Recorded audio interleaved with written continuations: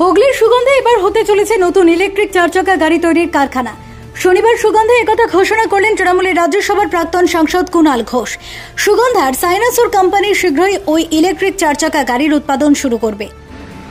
আমরা ঠিক উপহারটা দিচ্ছি না, এটা যখন আমার বাবা মিস্টার ঘোষ যখন এটা গভর্নমেন্টের এতে গিয়ে আলোচনা করেন, তখন যেহেতু আমরা আজকে 3 হুইলার ইলেকট্রিক ভেহিকল নিয়ে এসছি, সরকারের তরফ থেকে বাবাকে প্রস্তাব দেওয়া হয় যে এই বাংলার মাটিতেই যেন 4 হুইলারটাও আমরা নিয়ে আসি সাব 1 লাখের ভেতর।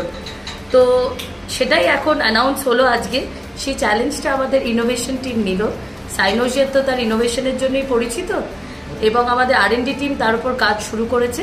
আশা করছি খুব শিগগিরই আমরা বাংলার মানুষের কাছে বাংলারই তৈরি জিনিস এই 4 হুইলার আমরা তাদের ব্যাটারি চালিত এনে দিতে পারবো। তাও কত ওই ন্যানোর যে দামে সেই দামে কি পাওয়া যাবে না তার থেকে? এটা এখন বলা খুব মুশকিল, কিন্তু এইটুকু আমরা বলতে পারি এটা সাব 1 লাখের নিচে গাড়ি হবে, যেটা সাধারণ মানুষ অ্যাফোর্ড করতে পারবে। আমাদের সাইনোজিয়ার যেরকম ইনোভেশনের জন্য পরিচিত, আরেকটা কারণে পরিচিত, সেটা হচ্ছে আমরা বাংলার মানুষের জন্য প্রোডাক্ট বানাই, যেটা বাংলার সর্বসাধারণ মানুষ যেন ব্যবহার করতে পারে। এই গাড়িটিও আগামী দিনে তাই হবে।